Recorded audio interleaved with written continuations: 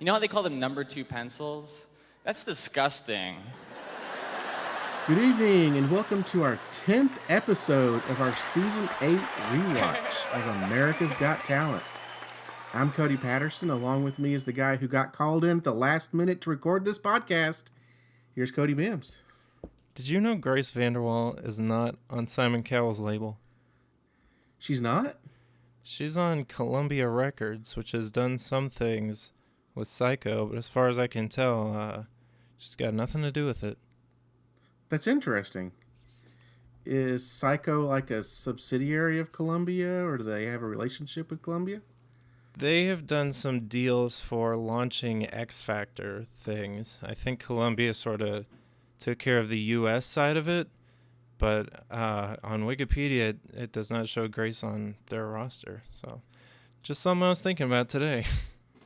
Well, that's very interesting, because in tonight's episode, we have some Psycho performers. Cool. All right. 5 of them in one group. Wow. How are you doing tonight? Pretty good. What about you? I'm doing well.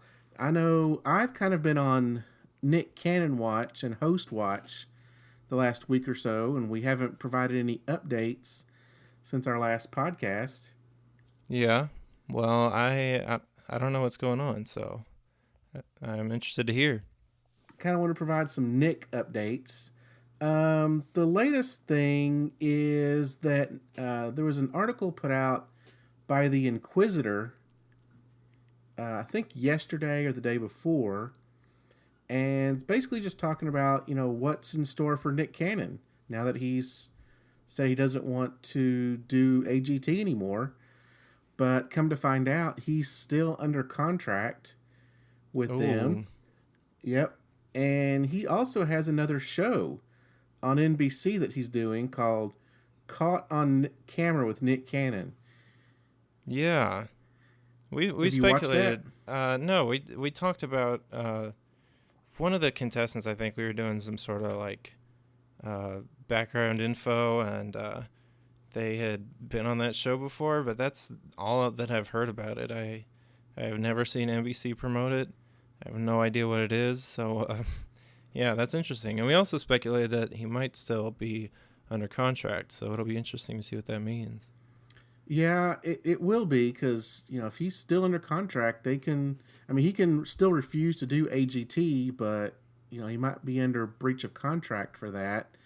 NBC still wants him to come back and do it, but he doesn't sound very interested in it. Yeah, that's interesting. I mean, I would think it's a relationship that they could mend, but I guess we don't really know what goes on behind the scenes there. I don't know. It's a shame. Nick seems like a perfect guy. He seems like he wants to do it, but there's, I guess, things in his life keeping him from that. Yeah, and if you're just, if you're kind of bitter at something and you just don't want to do it anymore, then it's probably best for both parties that you not continue to do it anymore. Mm-hmm. Words to live by. That's right. So that's kind of what's going on lately with the NBC host, or the host for AGT. I know there have been rumors that people want Ryan Seacrest. I do not want Ryan Seacrest. There was Mario Lopez that someone wants. I don't know who that is. Did you ever watch Saved by the Bell? No. Okay.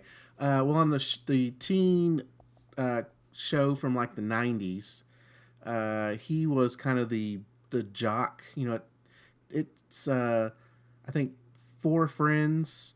You have kind of the preppy, the jock, the brainiac, and the cheerleader, and kind of just the everyday girl type thing. And he was the jock on that show, but that was kind of a big show when I was a kid, or when I was in my early teens. So Okay. he's done a lot of game shows, and he's hosted some things recently. So there have been people out there that saying they'd like to see him host AGT. Well, cool. That'd be interesting.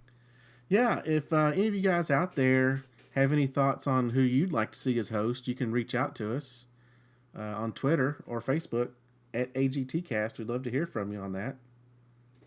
Yeah. Well, you ready to get into tonight's show? Yeah, this is semifinals 1 of 2, right? That's right. So in semifinals, we have 12 acts perform, 6 of them move on. Yeah, that's interesting. We had 5 quarterfinals last round. This seems like we're really cutting it down quick. Right. I figured there would be probably 3 semifinals, but they're getting it done. We only have, after this episode, 2 more episodes, 2 more shows. Wow. We have our second semifinals, and then we have finals. So we are almost done with season 8, and it seemed like we were just getting started, and we felt like we were a long way from getting done. Yeah. So let's talk some semifinals episode 1. All right. Well, we start off hearing from the judges, and we get a wonderful quote from Howie. The pressure has never been this great. The acts have never been this good. Yeah. I can support that, I think. Yeah, they've been pretty good up to this point. I've been somewhat pleased. There have been a couple of acts I would like to have seen moved on that didn't move on, but I think, except for maybe 1, possibly 2, I think America's gotten it pretty right so far. Yeah, me too. Well, we see Nick out on the streets of New York City, and he's kind of out amongst the crowds with the back doors to Radio City Music Hall open. And we then see him go down this giant ramp with all of the acts lined up alongside. We kind of get some behind the scenes of Radio City Music Hall and where things come in and where the performers come in. And then we find out the Kristoff brothers aren't going to be here tonight. Yeah. They showed the accident, and wow, what a fall. That was incredible. Now that was an accident worthy of going to the hospital. Yeah. But luckily they'll be back next week, hopefully. And they didn't just kick him out of the show. So, yeah, I appreciate the rescheduling on that. Right. It's great to hear that he's going to try to be back next week. The doctors didn't quite release him for this episode. They're saying that he's going to try to be back for the second episode. So we get Howie's wild card, Red Panda. Yeah. And this was a good wild card pick from Howie, I think. You think so? Yeah, it's I mean, he justified it pretty well. She also had to miss out on one of her chances to perform that they were going to give her, and I mean, I say that like not considering her performance this time, which I think he also summed up, but yeah, the judge. I'm always very happy with the judge's wild card picks, and I like this one too. I know he justified it, and I can understand what he was getting at, that America has yet to have a chance to vote on Red Panda, that he's amazed at what she could do. I don't personally like the pick. She didn't do well in Vegas. She dropped some bowls. I don't even think she should have gone through from Vegas to the quarterfinals. I think he should, me personally, I think he should have brought back the American Hitmen. Okay. If you were a judge, would you bring back the American Hitmen? If I were a judge, I would have brought back the American Hitmen. I think they're a much better act than she is. She's great at what she does, but she only can do one thing, and that's flip bowls up on her head. And in Vegas, she didn't do well on it. So I would have brought back the American Hitmen, who I think a ton of people enjoyed. Now, I know they were eliminated from Vegas. I wish I'd brought that up. I don't think it was because of America, though. I think it was a judge's thing. Yeah. So that one went to America's Vote, right? It did. I believe so. Yeah. So, I mean, it could have gone either way, I guess. Um, could you resist the temptation to bring back Sully Dunn though? Uh, I may have brought back Sully Dunn. Yeah, he got eliminated in Vegas immediately. Before Vegas. Well, yeah, he didn't even get to perform in Vegas. Yeah. So I don't know. Since he didn't even get a chance to perform in Vegas, I'm not sure that I would have put him straight through to the semifinals. Okay. I think as much as I loved Sully Dunn in auditions and had wished that he had moved on and done very well, I would not have been able to justify putting someone through to semifinals that didn't even get to perform in Vegas. Okay. Yeah. So I think I may have a little bias on the American Hitmen because they're on my top 10 list. Mm-hmm. But I think I could have at least justified putting them through. Yeah, and looking back on our episode 1 of quarterfinals, we had Heidi vote for Anna Christine, Mel B for the American Hitmen, Howie for the American Hitmen, Howard for Anna Christine, and then America voted for Anna Christine.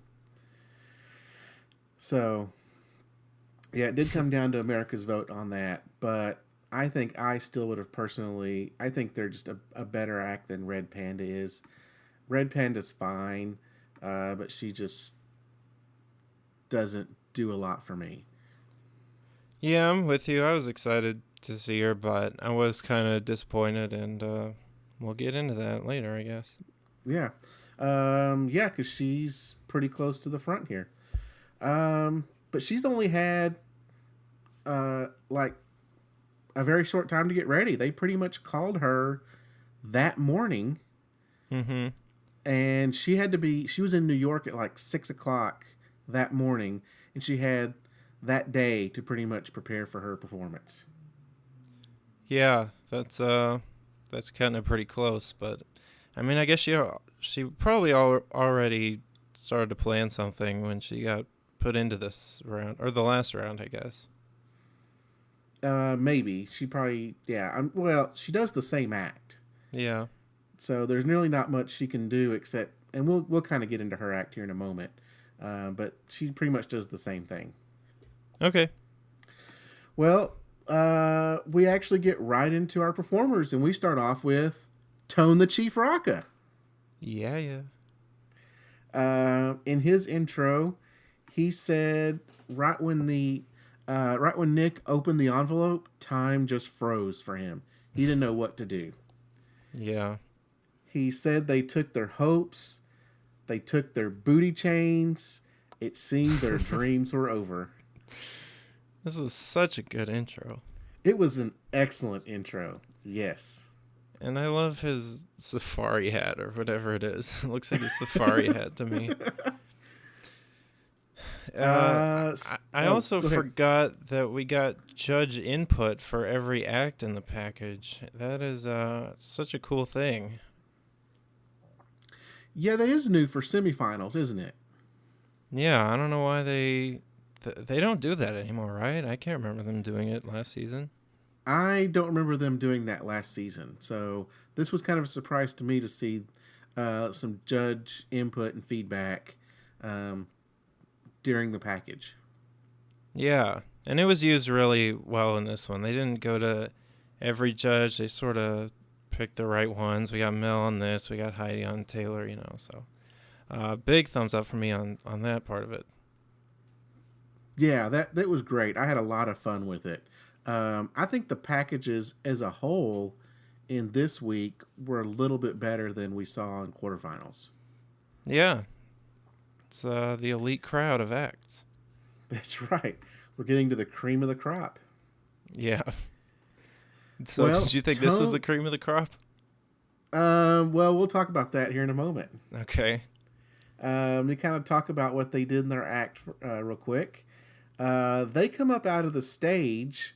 Tone and his boy, I'm not sure what his name is. Coley his Cole. buddy. That's right. His buddy, Coley Cole. Yeah.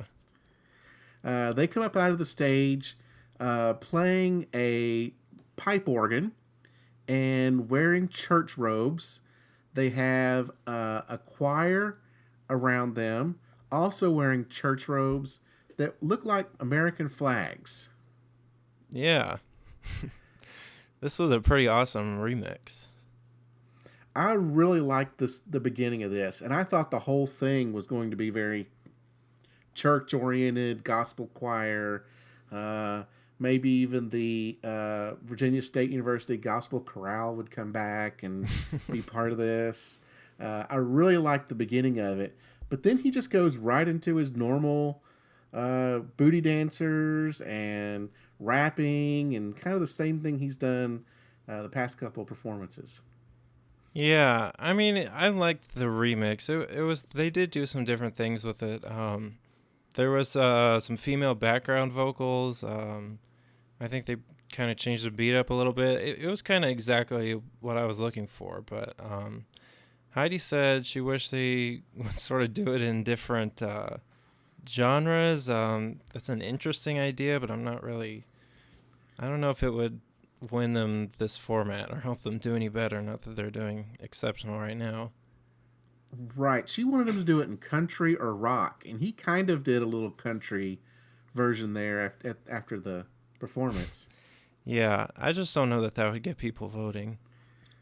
I agree. I mean, the way that he does it is the song. I don't think doing different kind of genres would really add much to it. Yeah. So during the performance, they got an X, and we didn't get to see who it was till after, but I knew it was from Howard. Oh, I knew it was from Howard. Yes. He gets tired of these acts pretty quick, but yeah, I liked it.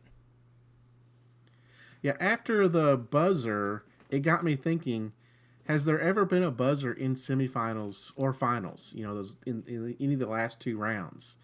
So I reached out to the Reddit verse and kind of polled our historians out on the AGT Reddit.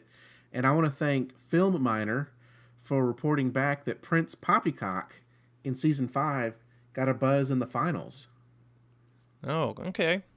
I don't remember that, but I've heard interesting things about that whole story. The Prince Poppycock? Yeah, Prince Poppycock versus Piers Morgan. Oh yeah, that's kind of what made season 5 was their little back and forth. Yeah. So, but anyways, as far as Tone's performance, I was okay. I probably wouldn't have given him an X, but it was a fun way to start off the show. Yeah, they're good openers. Yeah. Howard was bored. He actually said it was a big NOTHING. Yeah, it doesn't have the same ring to it. No. Howie thinks this is as big as Gangnam Style. Oh, this song is way better than Gangnam Style. So yeah, and then Heidi said this was by far her most favorite version of the song, but wanted him to do country and rock. So it was a fun way to start off. I'm not sure I would put him through though. Yeah, someone mentioned the Miley Cyrus twerking thing, and watching this, I was like, it's been 4 years since that happened. It just, I don't know, made me feel old. Yeah, I know. Know what you mean, bro.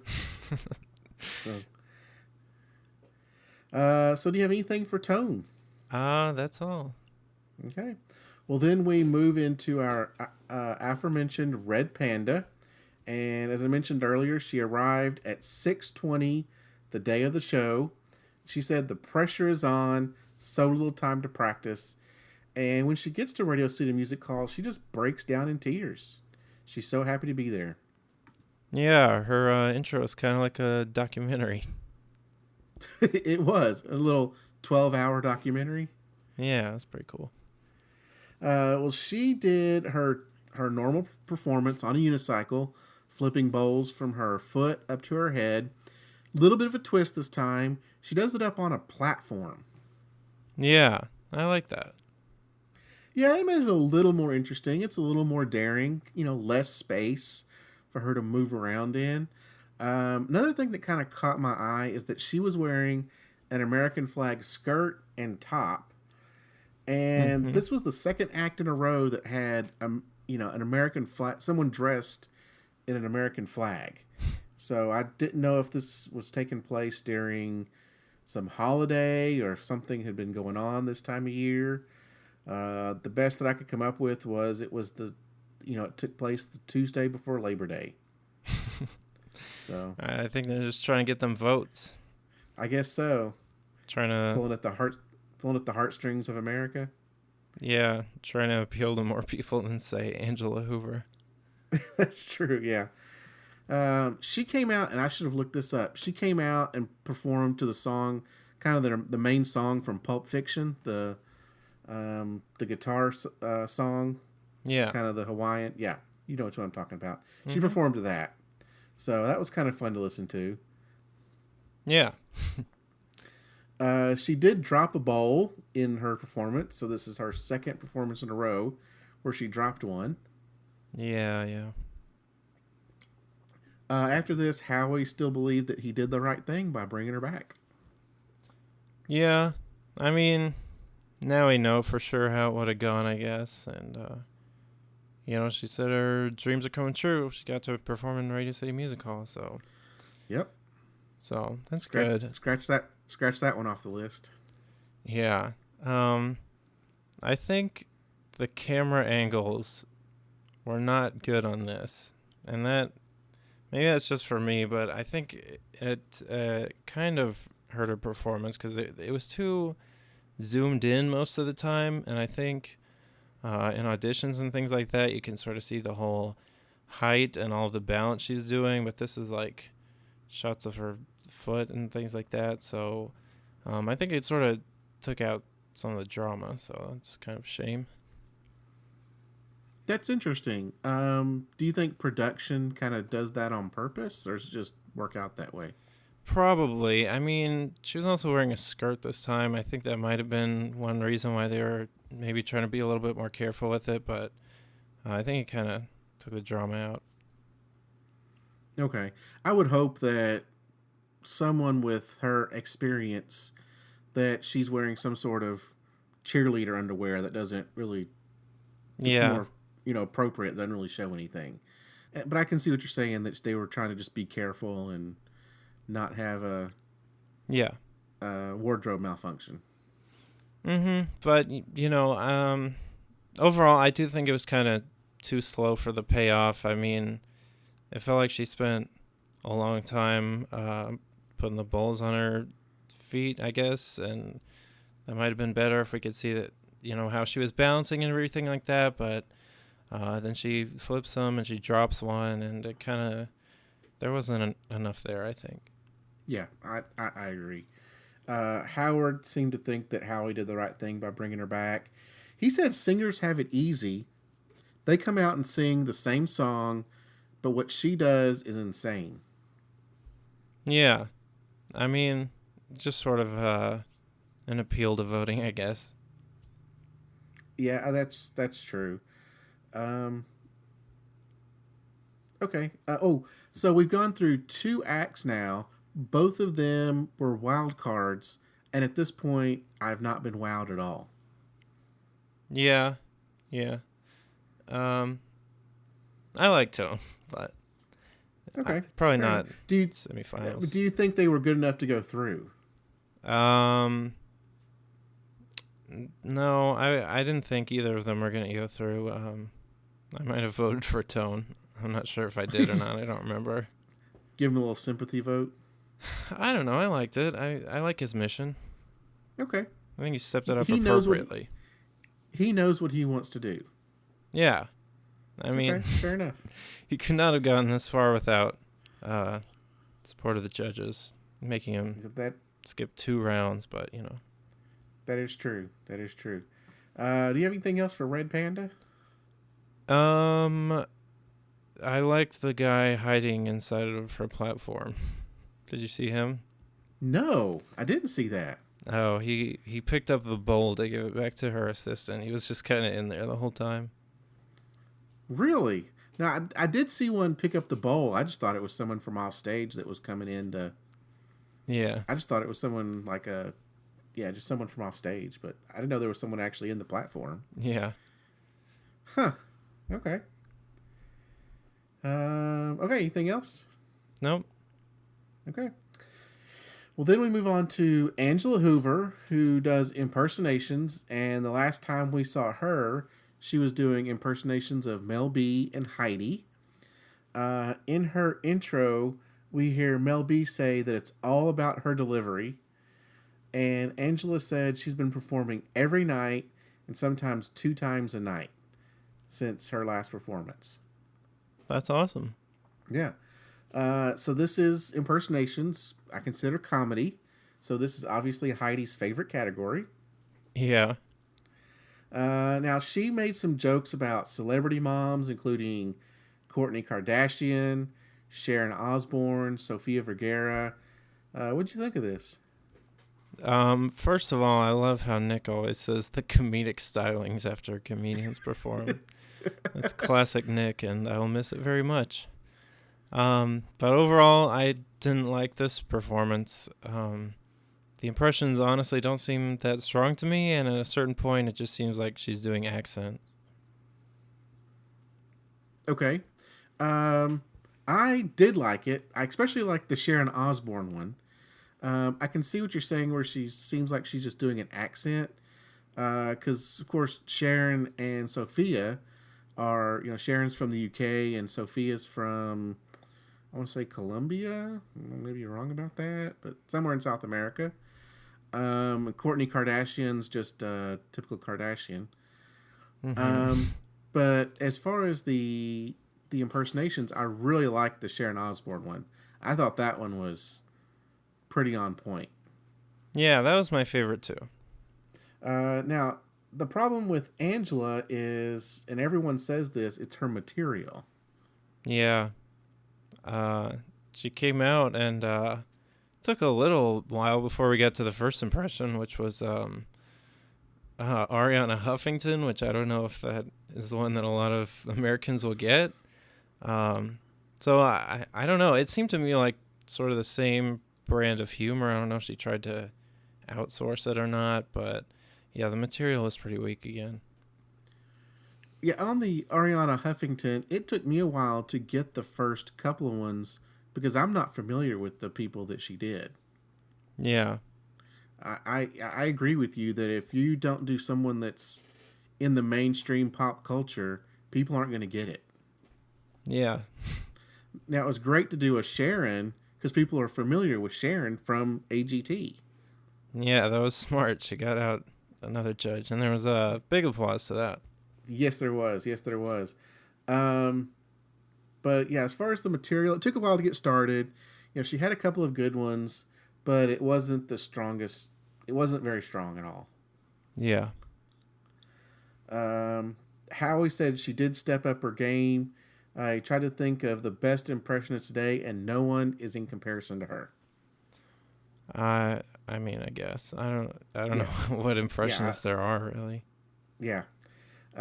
So I guess we don't have a lot to say for Angela Hoover. She really didn't do a whole lot. I enjoyed the Sofia Vergara and the Sharon Osbourne, but other than that, it didn't overly wow me.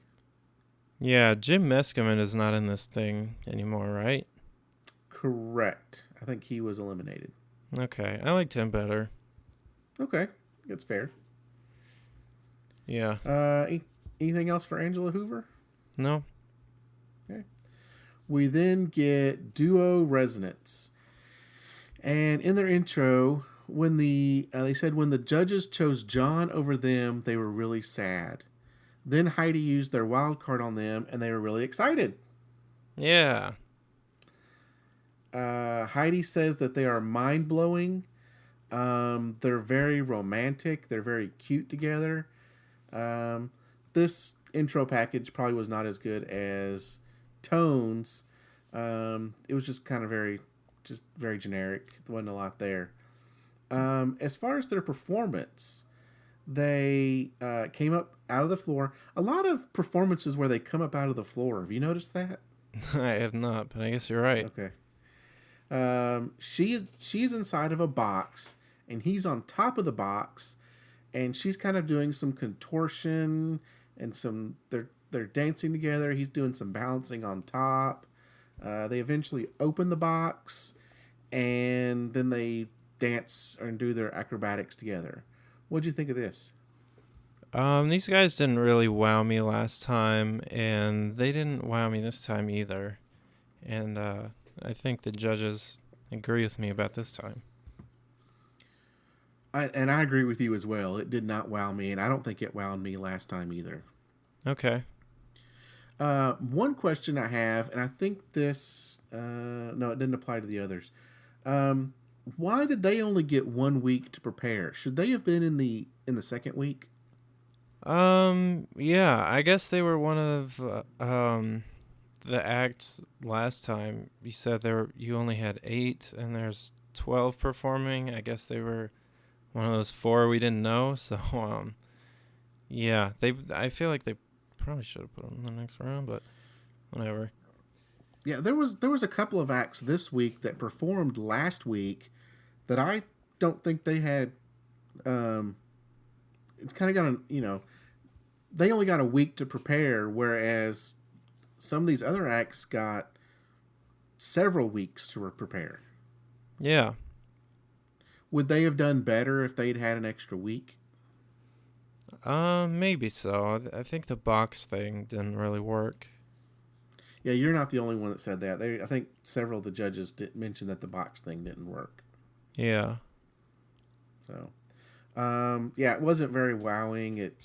They are very romantic together. They are very cute together. But as far as the performance, it's not one of my favorites. Yeah. I don't know that.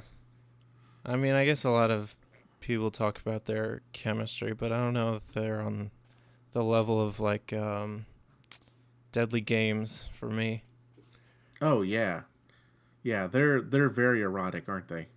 When they would perform together. Yeah. And their connection was, I mean, it was very important to their act, but also, it was very strong. It was very nice. So I Duo Resonance just didn't blow me away.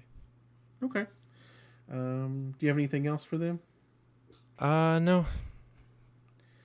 Well, then we get right into Colin's Key, and they showed bits of his performance from quarterfinals, and he says he wants to change the way people view magic. Yeah. Mel B talking about how good looking he is. He says he's not used to being around good looking girls. Mm-hmm. Do you have anything else on his intro? What'd you think of it? It was pretty cool. I think it's a good aspiration to change the face of magic. I don't think where he's at right now he can do that, but if he climbs the ranks and innovates, maybe someday. I hope so. Do you think he's kind of become a teen heartthrob these past couple of months? Oh, well, we all know the real teen heartthrob was Taylor Williamson. Oh, that's true. That's true. We'll talk about that. Yeah, he was pretty popular, I guess. So his act is he hopes to change his Facebook status to having a girlfriend. He wants to get a date. Yeah. Wants the judges to play matchmaker. Mm-hmm. So he said everyone in the audience has an envelope, and he wants them to open up the envelope.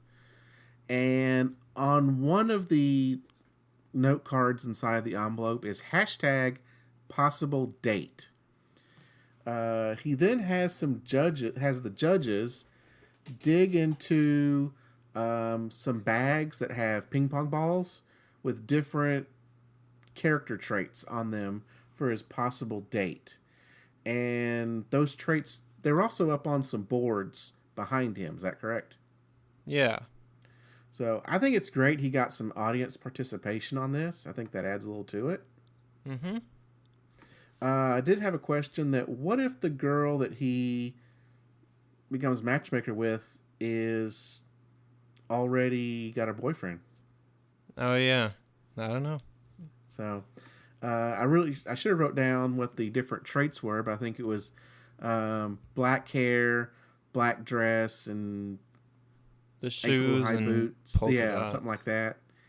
And they're going to go on a date to Central Park, Yeah. which the Twitterverse got to vote on. Mm-hmm. So, what do you think of his performance? Watching this, I was kind of like, am I missing something? Because it seemed really obvious how he did this. Okay, how did he do it? Well, we don't Or see, we have no idea when these cards are under everybody's seat, but you think about it like, obviously the target that gets called up on the stage is going to be a girl, so that kind of, I think, leads you into thinking that these were put in after the audience had already gotten there, and I think he just plants the card on who he wants. So then he's got his predictions and his details already set out, and then I think his assistants who are giving the bags to the judges switched them off camera, and then he just checked the hashtags right before the performance. See what's in the lead. okay, yeah, that's true. He could, yeah. Okay, good. That's a good theory. Thanks, Yeah, but yeah, yeah. the assistant switching the bags, I really I don't like that kind of stuff because I think it takes too much advantage of it being like a TV show in a not very clever way. I think John Dornbos or something did something like this season 11. So I don't like that explanation. Maybe that's not how he did it, but this act didn't do it for me. No, and I think the judges were even saying that it was rushed. There was a lot of stuff going on. He tried to pack a lot into 90 seconds. Yeah. Um, yeah, and the helpers being behind the judges really couldn't see the balls once they kind of looked through them to make sure they were legitimately there. There was a lot of flaws in this performance. Yeah. Mel B said she was confused. Mm-hmm. She said she didn't know whether she believes it or not. Yeah. Um, we'll talk more about his date. They bring up his date in the results show, so we'll Oh, talk about okay. that when we get there. Yeah. Cool. Uh, yeah. Anyway, not much there. I don't know if he's really changing the way magic is done at this point. Yeah, I don't think so. So, okay. Anything else for Collins Key? Nope. Well, then we get Innovative Force, a dance group, and their hometown prepared a parade for them after their quarterfinals win. Cool. They also have Innovative Force Day. They have an ice cream named after them. Oh, fun times going on in the small town for Innovative Force. Yeah. In their performance, they performed to Too Close to Love You by Alex Clare, if I have that right. Yeah. What'd you think of their performance? It was all right. I don't really have a lot to say about it, I guess, but it was just kind of a dance. Right. It was just kind of a dance. There was not a lot going on. The girls seem to really get excited about this, though. They're very emotional. I love how Nick always comes out and say they're cheesing. Yeah. That's a lot of fun. Howie, though, thinks it looks like a cheerleading competition. Yeah, I guess so. You guess so. No, I mean, I think he's right. Okay. It's quite the label to put on that team. I mean, I guess he's just, not trying to sugarcoat it. That it just looks like a cheerleading competition? Yeah, I mean, he was saying that as a criticism, right? I think so, yes. Yeah. He wasn't saying that this is a $1 million act, that this is a um, just a competition where a bunch of cheerleaders get together and they're performing for trophies. Yeah. So, Howard did say that they're an inspiration for America Okay. and hopes it translates well through TV. That what they do is actually extremely dangerous. Yeah. It did look like they were kind of doing the same tricks over and over again. Yeah. Like they would lift one of the girls up, they'd fall down, and they'd do some more flips. They'd lift another girl up, and they'd fall down, do some more flips. Yeah, weren't they kind of spinning one around Chicago Boys style? Yes, they were. Yes. And I kind of wrote that down too, that there was some doing contortion. And it was really weird because, like, one girl was like twisting her arm all weird, like twisting it around, like directions it shouldn't go. That just seemed really weird to me. Okay. And it's probably only stuff you would see on TV. I doubt anyone in the audience really noticed her doing that. And I only noticed it because they singled her out on the camera. Yeah, that's probably true. Okay. Anything else for Innovative Force? No. We then get Dave Finley, a singer, and he had his wife and his mom and his dad there. And thought of being a musician was terrifying to his parents. We mentioned last time that his parents wanted him to go into just do a normal job in sales, but he knew that singing was what he's meant to do. Mm-hmm. He said if Mel B likes what he's done so far, she's really going to like what he does tonight. Yeah. So he sang Say You'll Be There by the Spice Girls. Yeah. I kind of What'd you like think the of this? arrangement. Yeah, I did too. Yeah. I thought he made it his own. Yeah. I had no idea it was a Spice Girls song, so that part of it was cool. Other than that, I don't know. It was pretty boring, I guess. The breakdowns of the beatboxing didn't work because he had to stop doing them when he started singing again, so it just sounded weird. I really like his style, though. I kind of like that raspy, bluesy type singing. I like that it was just him on the stage. I noticed that, except for tone, I noticed that the singers went very minimalist tonight. Yeah. It was just them or maybe one other performer or musician. They didn't have a big orchestra. They didn't have a whole lot of backup singers. It was just very small and personal for most of the singers tonight. Yeah. Unless you're Tone, then you have to go way over the top. Of course. So, I really like this. I know he's kind of been playing to Mel B since the very beginning. He and Mel B kind of have this connection now. But he's kind of taken each song and just kind of made it his own. Yeah. Now, you're probably on the same tone as Howard, say this was a train wreck. I don't know. I'm surprised no one brought up Marty Brown. Yeah. Well, I think he is better than Marty Brown. Yeah, no, I mean, I'm just, saying they've been talking about Marty Brown so much. I don't think it's anywhere near that level. I just thought it was kind of boring, I guess. I mean, his kind of raspy style is kind of appealing, but those kinds of artists are probably more common than you might imagine. I don't know that he really stands out to me. Okay. It was after this performance, or after Howard talked to him, that I started to realize why I did not like Howard in season 7. I think he's fun early in the show, but then as the show goes along, it seems that he expects a lot more out of the performers than the other judges do. Yeah. I mean, that's kind of what I like about him. Okay, that he does expect more, that the stakes are getting higher and higher each round. Yeah. I think that's fair. I just think he's being way too critical over some things, like saying that he needs to get off the Mel B thing and saying this was a train wreck. I just don't think it was a train wreck.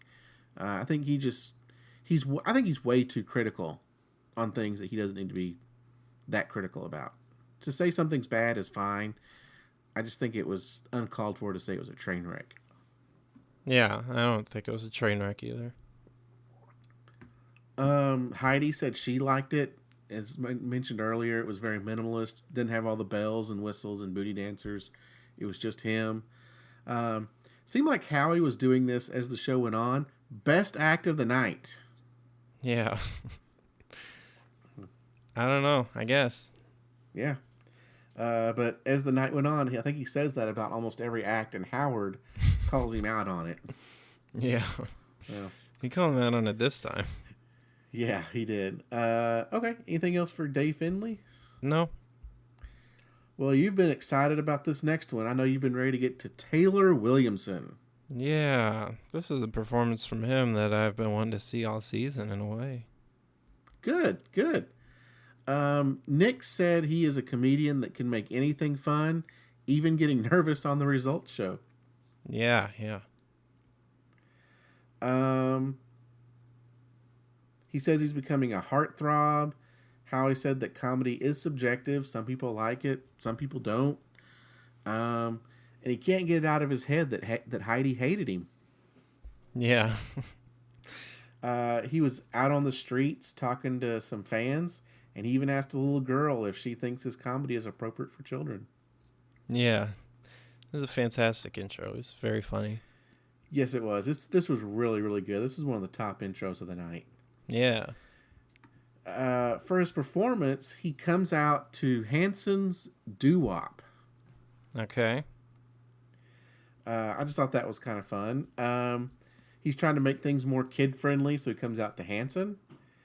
He then has a chalkboard on the screen behind him that says Taylor's Got Talent, and it's in that script that Bart Simpson does when he writes on the chalkboard at the beginning of The Simpsons. Mm-hmm. He then says, "Hi, Heidi." Yeah. So, you want to talk about his performance? It was his funniest set yet by far, I think. I really like this one. I can't believe we only have, I guess, one or two more. I feel like he's got so much further to go. But I really liked it. The kid-friendly stuff was that was just brilliant. That was kind of what I was alluding to earlier when I said that Heidi's criticism would be worth it in this case, because I think he really takes that and runs with it. It was kind of inconsistent. There was one joke that I guess was the joke was that it was kid-friendly but very stupid and not funny, and the other one he kind of just turned around and made it a little bit edgier. So, yeah, I liked it. I really liked it. I did too. It seemed like that he started out kid friendly, but then as the skit went on, the set went on, it got a little more edgy and a little more edgy. Yeah. He was really trying to push that envelope, but stay within the kid zone. Yeah, and Howard idolized him for it. Yeah, they kept showing the judges, and it seemed like the judges were going to fall out of their chairs. They were laughing so hard, especially Howie. Yeah, and I like the shots of Heidi too. She was hiding at first. Yes. This was definitely one of the best performances of the night. Yeah. I'm glad everyone liked it. I am too. I am too. Howard even said they did the impossible, going on network television and walking the fine line. Yeah. So I guess there's a lot Howard feels like he can't do in that judge's chair. right, there is an envelope, and even Howard knows where it is, and or where the line is, and where he can't cross it. Mm-hmm. Well, good for Taylor. I'm happy for Taylor. He rebounded. Yeah. I think he definitely set the bar. Yeah, he's such a happy person. It's just amazing to watch. Yeah, it is. He's got so much energy. He makes kind of everything around him funny. Yeah, just when you're even normally interacting with him, it's funny. Yeah. It's great to watch. Unfortunately, he's not doing any national tours right now. I bet you'd go out of your way to see him, though. Yeah, yeah. Well, anything else for Taylor Williamson? Nope. At this point, we find out 6 acts are going to stay and 6 acts will go home. That was a little surprising to me. I didn't know that they would cut it in half, but it works. I'm okay with that. Yeah. We find out Cassidy, Pope, and One Direction are going to be on the results show. Cool. At this point, the decibel level in the theater goes through the roof with all the girls screaming. Yeah. And then we get Jonathan Allen. Yeah. He sang Bring Him Home from Les Miserables. Uh-huh. What'd you think of this? Well, it hasn't he transformed, seeing him in the intro, seems like he's, he feels like, sort of a Hollywood big shot now. I guess I kind of got that vibe from him. I don't know. Did you feel that at all? Am I just being crazy? No, I mean, I didn't at the time, but kind of looking back on it, you're right. It does seem like he's overstepping himself a little bit. Yeah, and he talked about, in his first audition, he looked so shy. It's like, I don't know, just interesting to see because it wasn't really that long ago. So, just he's really taken to stardom, I guess. But as for the performance, I feel like I was one of the few that really liked it. Actually, I thought he was pretty good, and I liked the softness that he did. Well, I kind of noticed the softness as well, and I thought at the beginning it was very weak and soft. I thought it got better throughout the performance, but probably the first 20 to 30 seconds just sounded real weak to me.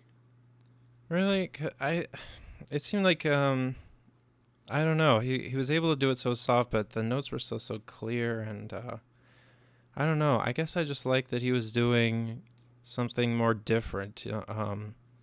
I guess I don't like the powerful opera stuff as much because we hear it a lot more, and I don't know. It doesn't have the clarity of the notes to me. It doesn't interest me as much. So I kind of like this. I felt like it was very different from what I hear musically a lot, and I was surprised the judges didn't like him because this is my favorite performance of his by far, and I kind of figured he'd be a shoo-in, but that's just me.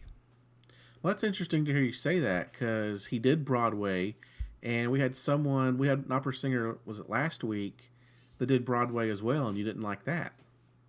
Yeah, I mean, it's just, this felt like it wasn't just standard opera, I guess. Okay, but it wasn't. It was Broadway, and we had someone do Broadway before. Yeah, but this is singing in a way that feels most like a talent. That's not a great way to put it, but just something abnormal that I don't think a lot of people can do, singing that softly and still so clearly. I guess I don't know. I just like hearing a lot of different things. Okay. I mean, again, I liked the last 2/3. I just thought the first part of it was just a little weak. But as he kind of warmed up to it and it got louder, I guess it got more powerful, I enjoyed it more. Okay. Okay. Mel B thought it was very brave. How he said it was outside of his comfort zone and he missed it. Howard said it was not tonight was not his night, and that Forte is coming up, and he felt like Forte is just going to blow him away. Yeah, spoiler alert. I was pretty bored by Forte. Oh, okay. Heidi said, and I think I heard this right. She said you could not hear a mouse fart. Yep, that is what she said. Is that what she said? Okay. Okay. Interesting quote by Heidi. Yeah. Okay. Anything else for Jonathan Allen? I guess not. Well, then we get Catapult Entertainment, and they also only got 1 week to perform. And I feel for them that they did need extra time. I don't see how they could have put together a performance in a week. Yeah, that is true. Yep. In their intro, um, last week or in quarterfinals, Howard said that it was the best act of the night. They said they loved the America put them through. They want to push the envelope. He even said that one of his performers lost his job to do this. That's how dedicated he is to this performance. Heidi said there's no other act like them. Have we completely forgotten about silhouettes? I mean, do they not exist in the AGT world anymore? I guess so. I mean, yeah, I don't know. Okay. The director said they're adding a whole new complexity to their performance. Now they did kind of a underwater ocean theme, and they performed to this is the only group that I know that sings this song, The Callings, Where Will You Go? Yeah, I'm sorry, Where You Will Go. I yeah. got the words mixed up there. Now it wasn't The Callings singing that. It sounded like it was some woman that I'm not sure who else was singing it, but it's their song. What'd you think of their performance? Yeah, their intro was really funny. They showed it a lot in the coming up next promos. Felt like the guy was like, "Yeah, we really screwed this one up big time." But yeah, they were pretty colors, but nothing cool happened. It was not as good as their last one. No, and I really feel bad for them because I wish they would have gotten that extra week to prepare. They really should have been in the second week of semifinals. There was all kinds of apparatus issues. You could see, whatever it is one of the performers was hanging from, you could see that coming down. At the end of the performance where they were sitting on the anchor, you could see the apparatus that was holding the anchor. You could see strings all over the place. I really feel bad because I know that they're a great performance, but this was a huge disappointment. Yeah, yeah.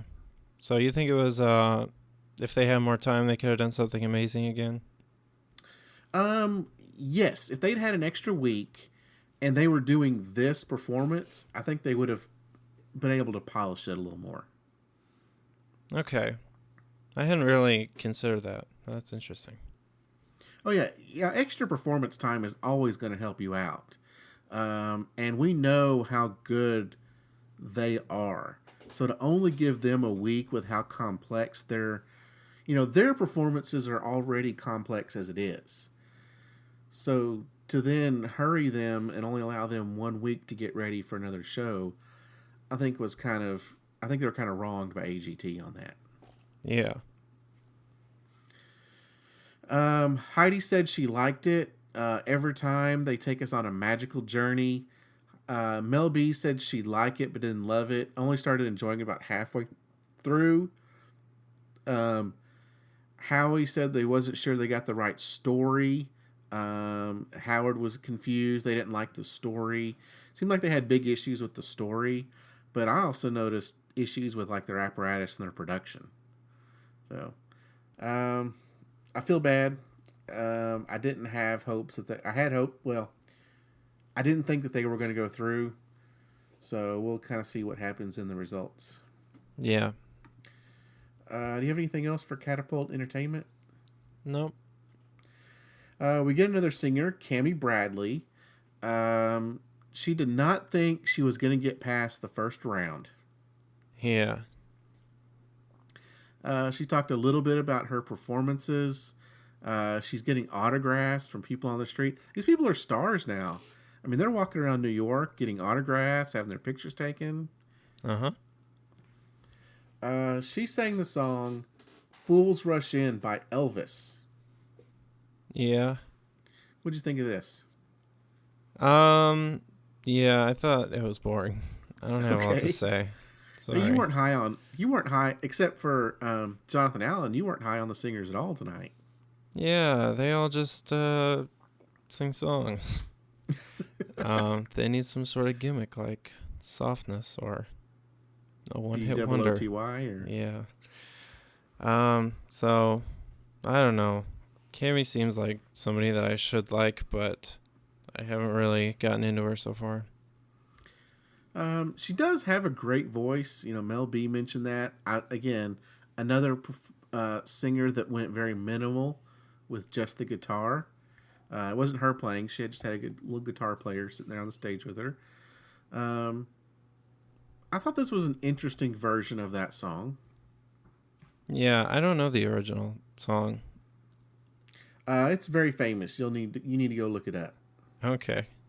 It's an Elvis Presley. Elvis Presley made it famous. A lot of other people have done it, but it's most famous by him. Okay. Heidi said it takes courage and vision to perform such an iconic song. Howard said we can't help falling in love with her. That was a Howie line. I mean, Howard said it, but it was a very Howie-esque. Oh, yeah, you're right. Yes, yeah. I think he got to it before Howie could because Howie said he agrees with Howard. So, yeah, Howie would have said it if he got to say it first. Yeah. I thought it was fine.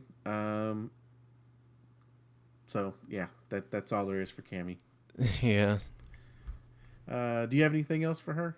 No. Okay, well, you've already teased us about Forte, so we'll talk about Forte next. Mm-hmm. They had an incredible experience. Well, one of the singers had an incredible experience at a Josh Groban concert where he got to go up on the stage. Yeah. That's pretty cool. It is. I guess he just randomly got picked, and then turned out he was pretty awesome. Yeah. I mean, he got to sing, and even Josh Groban was impressed. Yeah. So this whole thing was a pretty cool story. Yeah. Well, we find out, some more information about their intro. We're still trying to find out about these guys. One's a music director at his church. One guy's in a rock band with his brother, and one is Mr. Mom. The new guy is Mr. Mom, the tall one in the middle. In the package, now, just like you, this made me think of you. Howie doesn't love opera, but these guys are great. Yeah. They're getting their picture taken with fans around New York City. Mm-hmm. Then they sang Unchained Melody by the Righteous Brothers in Spanish. Oh, is that not how it is that how the song usually is? No. Okay. No, that's a very American song. Oh, that's weird. It's not in Spanish at all. No. Now they sang the first part. They sang about half of it in Spanish. Then they sang the end of it in English. Okay. Now, I was trying to think, because it seemed like we've talked about this before. It seemed like you and I had a conversation about the movie Ghost. I think this was in reference to Tape Face. Okay, that's where it was. Okay, I was trying to think where in season 11 we talked about Unchained Melody, because I know you and I had a conversation about Ghost. Okay. So I couldn't find anything on that, but now that you reminded me of Tape Face, that jogs my memory. What'd you think of this? It wasn't too amazing to me, which is weird because I remember liking them back when this was first airing. So I don't know if it was because I had heard fewer opera singers in my life or better sound quality or what. But yeah, they didn't wow me. Well, now this is not opera. Unchained Melody. It's from the 50s.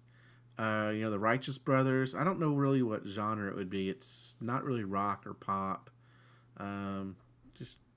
It's from the 50s.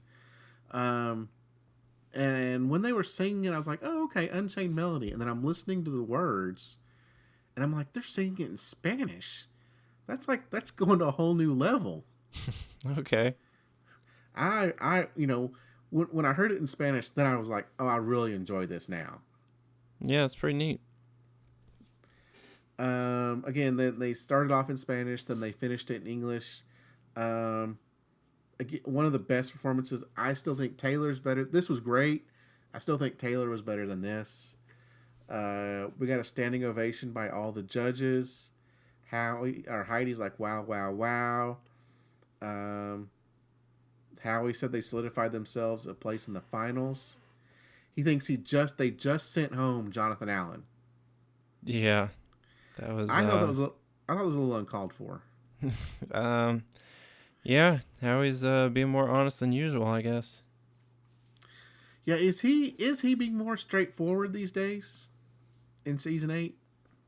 Um, Probably so. I don't know. I mean, seems like I mean, who's the most straightforward judge we have now?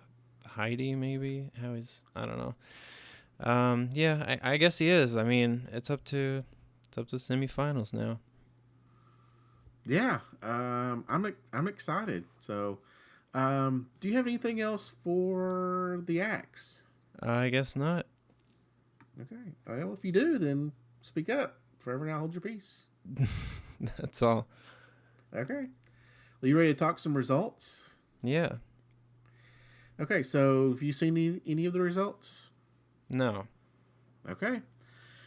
We start off by seeing production talking to the judges about the Kristoff brothers and their accident, just kind of explaining what happened. One of them had to go to the hospital. He had a concussion, Mm-hmm. but they're confident that they're going to return for the next show. So we'll see what happens. Now, if they're not, for some reason, able to perform in the second week of semifinals, do they bring in another wild card? I don't know. Okay. Do they bring in the American Hitmen? One can hope. Only one can hope. And that's this guy right here. Yeah. We see Taylor saying how he's confident that what he says when that's what he says when he's terrified. We see some highlights from the acts from the night before. We see a slow-mo of Red Panda dropping a bowl. Okay. We see the green room, kind of the behind the scenes, behind the stage, during Colin's key performance. Tone is going nuts. He's completely amazed with what Colin's key just did. Cool. Do you think this is the only way that Tone would be able to get a girlfriend? Oh. No, I think everybody's crazy for that song. Okay, Swept the nation. Yeah. We see Dave Finley. We see Howard said it's not a good song for him. It's a good song for the Spice Girls, but not for him. Mm-hmm. After Duo Resonance performs, we see the judges talking to each other about their act during the break. Heidi trying to please her case to Howard, and Howard telling her she's wrong. We get Catapult Entertainment told us they had a problem with their rigging, and from that point forward, they were off their music and rushing to catch up. I didn't see any of that, but yeah. Mel B said she's been looking forward to Cammie. Okay. Mel B said she now likes opera. Wow. Have you turned the corner on opera now? No, I've turned in the other direction because of this. Okay, going further and further away from it. Yeah. Heidi said that she loved the performances. She told Nick she hates Wednesdays because she hates seeing people go home. No. We then go to the frat party back in the Orville Lounge. Uh-huh. Dave Finley said he was feeling the beatboxing. Okay.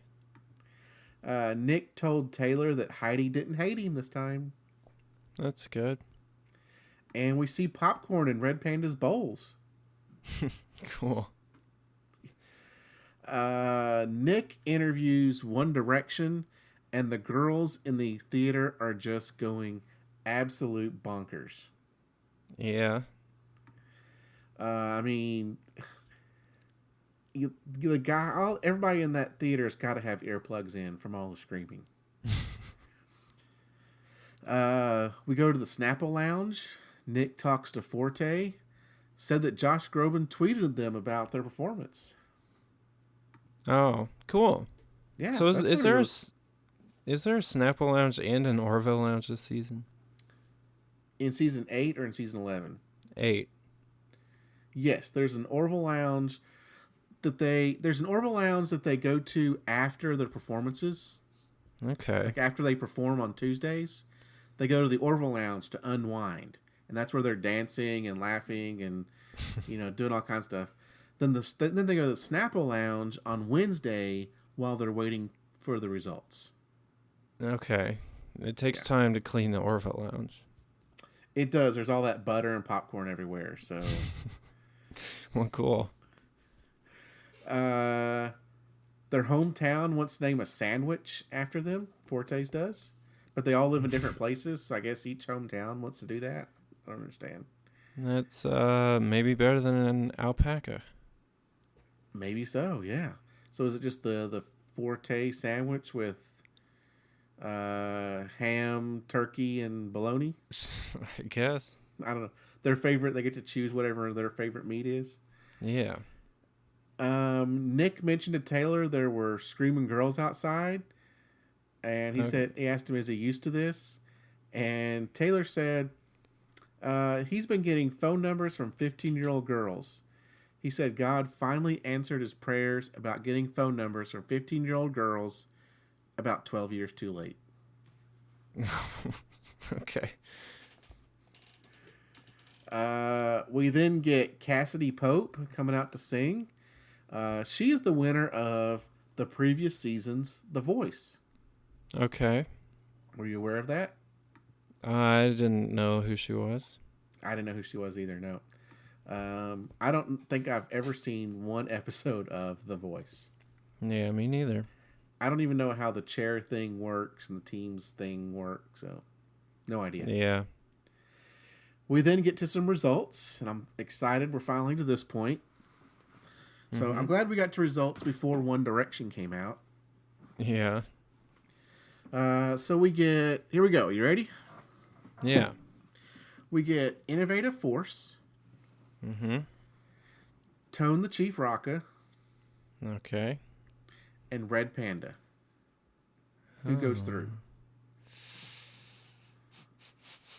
None of them. No. We actually get one going through. Okay. So pick one. Innovative Force? Innovative Force gets to go through. That's surprising. So the 2 wild cards were in the elimination group, and both of them went home. Oh, yeah. Heidi said she's so proud of all the girls. Okay, cool. Once again, Nick tells them they're cheesing. So, got teenage girls loving to smile and laugh and cry. Okay, then we get another group of results. Okay. We get Duo Resonance, Okay. Jonathan Allen, Okay. and Forte. That's it's gotta be Forte, I guess. It is Forte. Yep. Howie said he stands by his case that they're going to win the entire competition. Okay.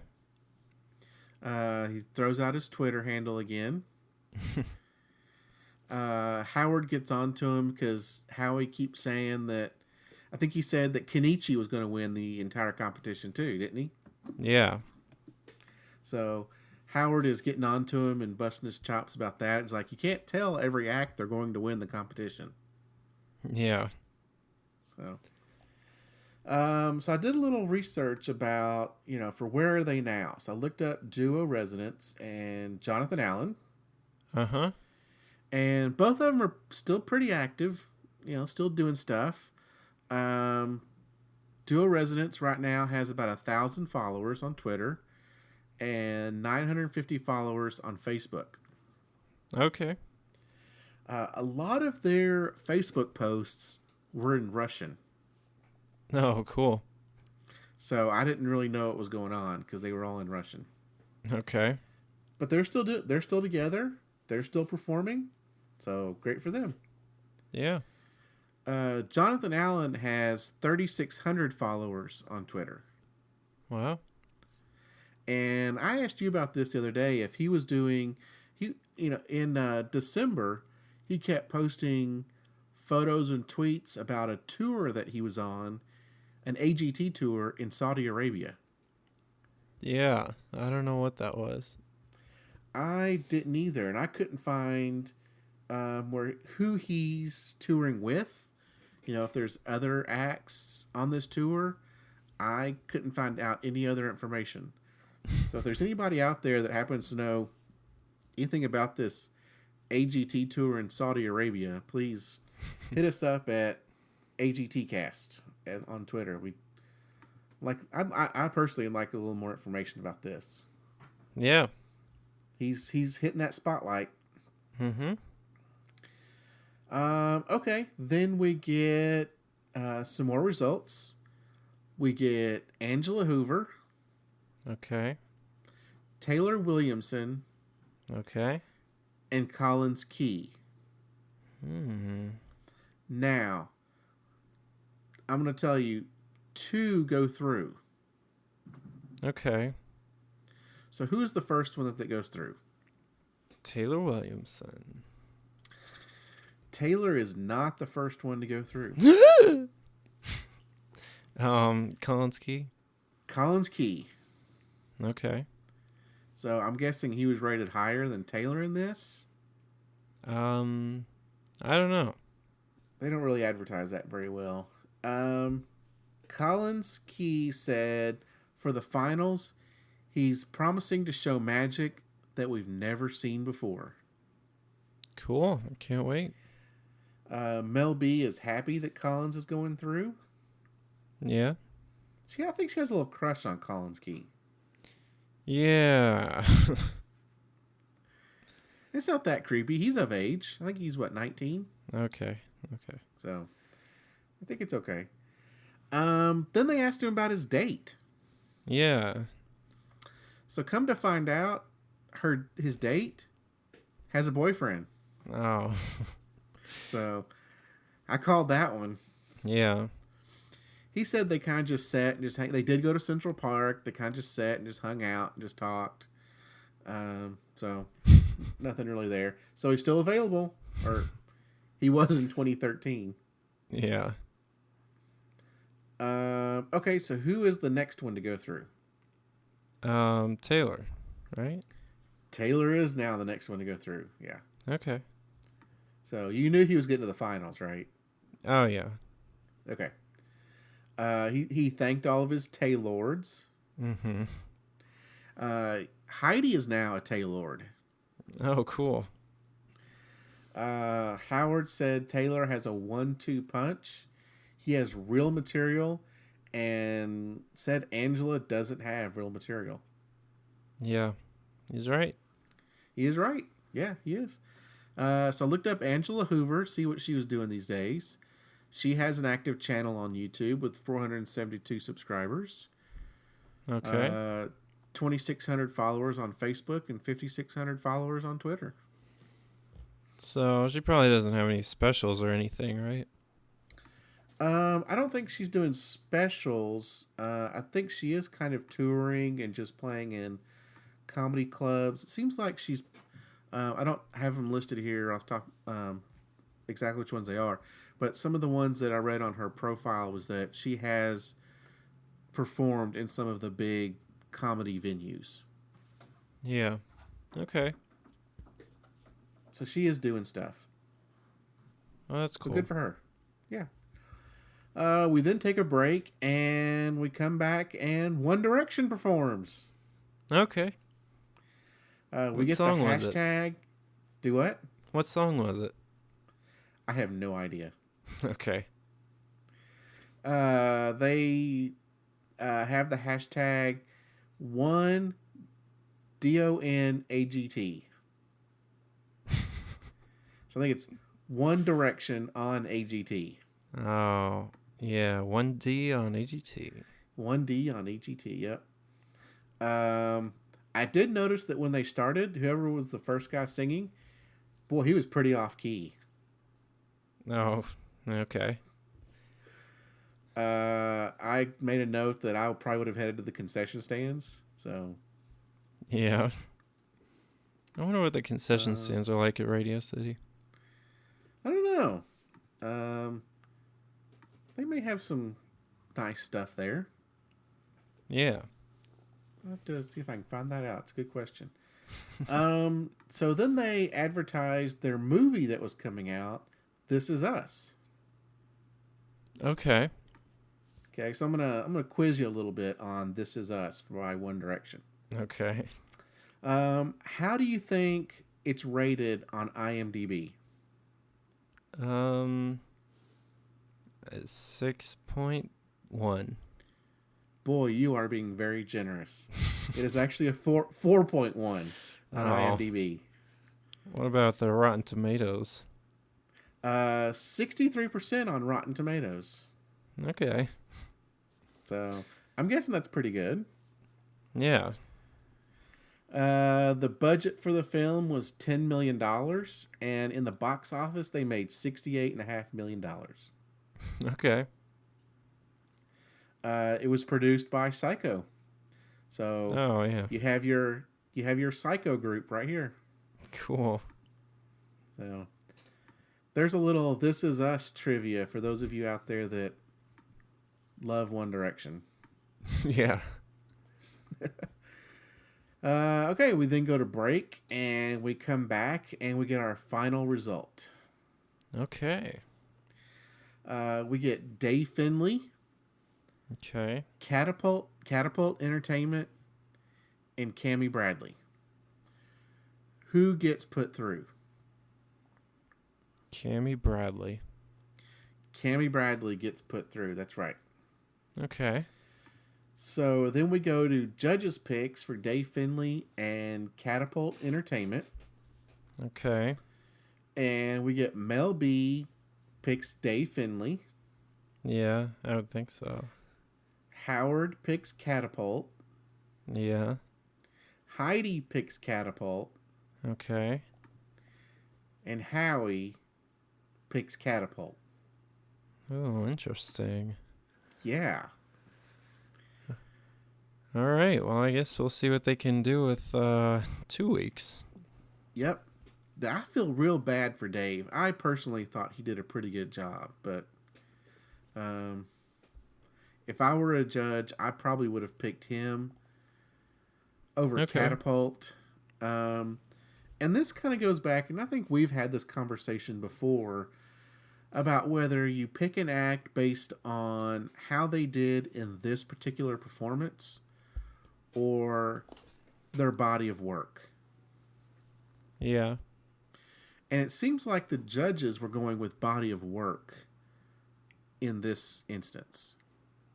Yeah, yeah.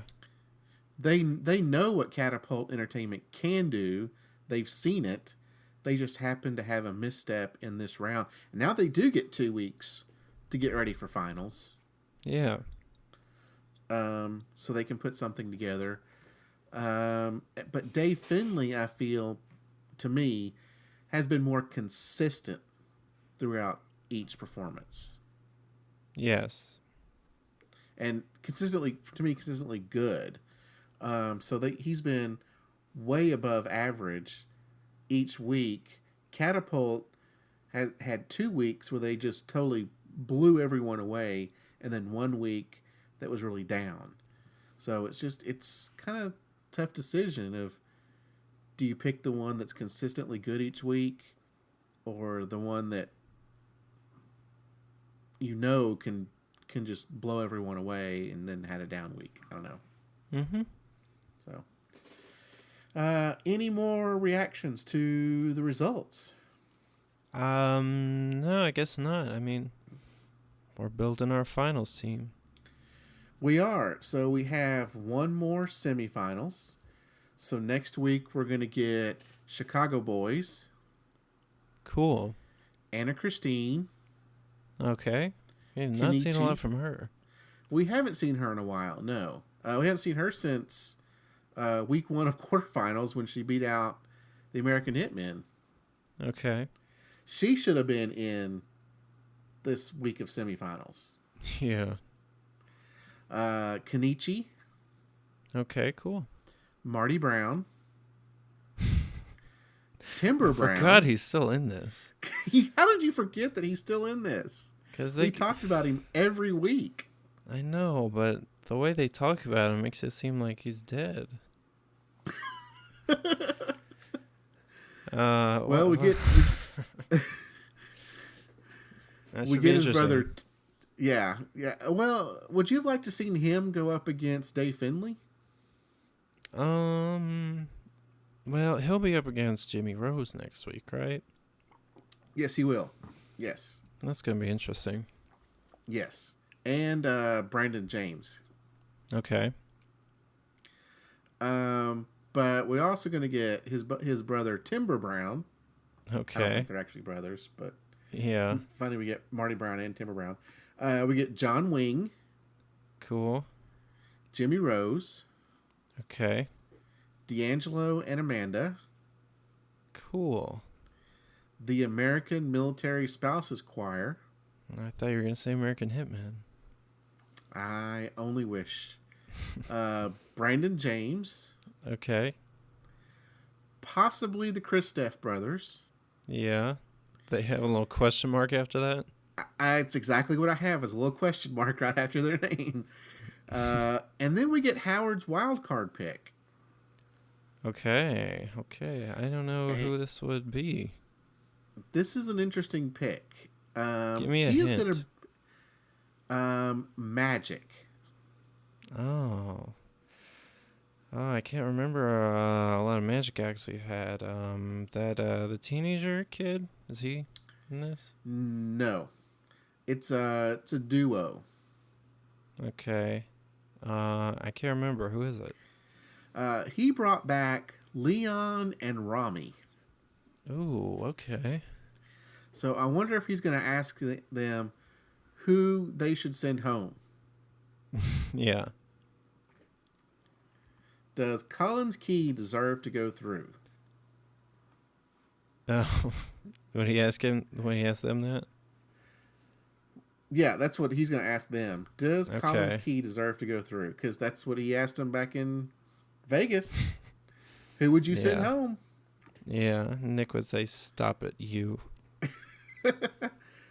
So that's next week. We have one more week of semifinals. We have then the finals, and then we are done with season 8. All right. I guess we're gonna end like right as season 12 goes into production. Yeah, that would be pretty good timing, wouldn't it? Yeah, we might on our last episode have info on who's gonna be the new host. I would hope so. I would definitely hope so. Yeah. So I was trying to pull up my top 10, which I don't think has really changed. Well, Forte went through. So yeah, that's about it. I had Forte go through. Okay. So yeah, so it looks like I got about 6. I got Kenichi, I got Taylor, Collins Key, Forte, Military Spouses, and that's it.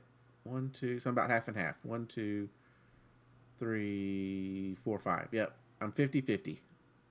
That's pretty good. That's not easy. No, but now there's 12, so I gotta still wait and see who actually gets into the top 10. Yeah. Okay. Well, anything else for semifinals? I guess not. Well, once again, everyone, you can reach out to us with any questions, comments, concerns. You can hit us up on Facebook and Twitter at AGTcast. You can also send us an email, agtcast@gmail.com. We're still anxiously awaiting those emails to come in. If you want to comment on anything we've talked about, if you even want to comment on what happens in finals, you know what happens, send those our way. We'd be more than happy to talk about those, answer your questions, do whatever we can. Yeah. Yeah. Check Also, out leave our us. check out our new webpage. That's right. We have a new webpage over on Libsyn. Yeah. They've upgraded everything. It looks nice. It's very interactive. You can listen to the podcast right there. One way to get to that, the easiest way, is just go to our Facebook page, AGTcast, and there's a link right there on the Facebook page. Takes you right to it. Yeah. Um, It looks pretty decent. it And looks really dope.